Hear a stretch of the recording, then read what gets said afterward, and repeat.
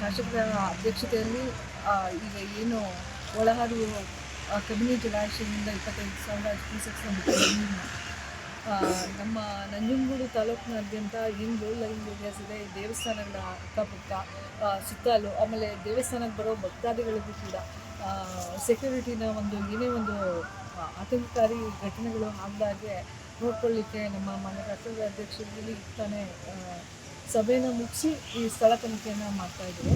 ಎಲ್ಲರಿಗೂ ಪ್ರತಿಜ್ಞೆ ಕೊಟ್ಟು ನಾವು ಇಲಾಖೆಯವರು ಕೂಡ ಎಲ್ಲ ರೀತಿಯಲ್ಲೂ ಸಜ್ಜಾಗಿರ್ತೇವೆ. ಹಾಗೆ ನಮ್ಮ ಸಾರ್ವಜನಿಕರು ಕೂಡ ಇದನ್ನು ನಾವೇನು ಡೈರೆಕ್ಷನ್ಸ್ ಕೊಡ್ತೀವಿ ಅದರ ಪ್ರಕಾರ ನಡ್ಕೊಂಡು ಯಾವುದೇ ಒಂದು ಇಶ್ಯೂಸ್ ಆಗದಿರೋ ಹಾಗೆ ನಮ್ಮ ತಾಲೂಕಲ್ಲಿ ನೋಡ್ಕೋಬೇಕು ಅಂತ ಕೇಳ್ತೀವಿ.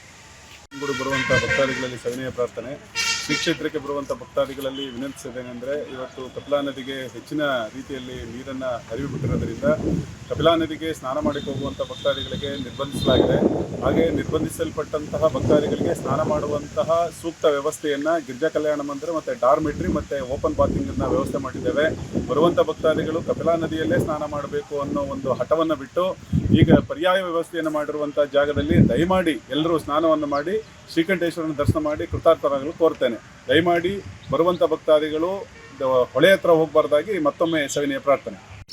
ನಗರಸಭಾ ವ್ಯಾಪ್ತಿಯಲ್ಲಿ ಏನು ಕಪಿಲಾ ನದಿ ಹಾದು ಹೋಗ್ತದೆ, ಈಗಾಗಲೇ ಕಪಿಲಾ ನದಿಗೆ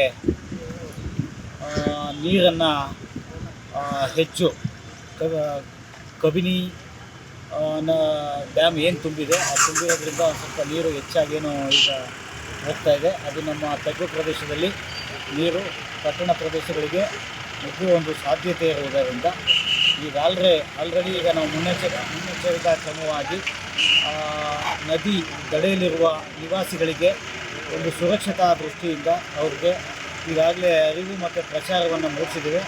ಅದೇ ರೀತಿ ಇನ್ನೂ ಮಳೆ ಹಿಂಭಾಗದಲ್ಲಿ ಕಬಿನಿ ಹಿನ್ನೀರಿನ ಪ್ರದೇಶದಲ್ಲಿ ಮಳೆ ಹೆಚ್ಚಾಗಿರುವುದರಿಂದ ನೀರಿನ ಹರಿವು ಪ್ರಮಾಣ ಇನ್ನೂ ಹೆಚ್ಚಾಗುವ ಸಾಧ್ಯತೆ ಇರುವುದರಿಂದ ನಾವು ಮುಂಜಾಗ್ರತಾ ಕ್ರಮವಾಗಿ ನಾವು ಈಗಾಗಲೇ ಪ್ರಚಾರ ಎಲ್ಲರಿಗೂ ಪ್ರತಿ ನದಿ ದಡಿನಲ್ಲಿ ಏನು ಇದ್ದಾರೆ ಅವರಿಗೆಲ್ಲ ಪ್ರಚಾರವನ್ನು ಮುಗಿಸಿ ಮುಂಜಾಗ್ರತಾ ಸುರಕ್ಷತಾ ಕ್ರಮಗಳನ್ನು ನಾವು ಕೈಗೊಳ್ಳಲು ನಾವು ಈಗಾಗಲೇ ಅಗತ್ಯ ಕ್ರಮಗಳನ್ನು ಕೈಗೊಂಡಿದ್ದೇವೆ.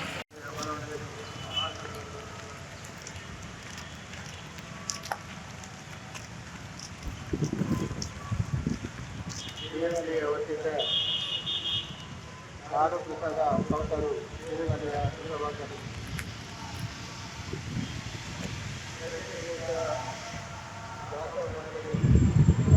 ವ್ಯವಸ್ಥೆ ಇರುತ್ತದೆ.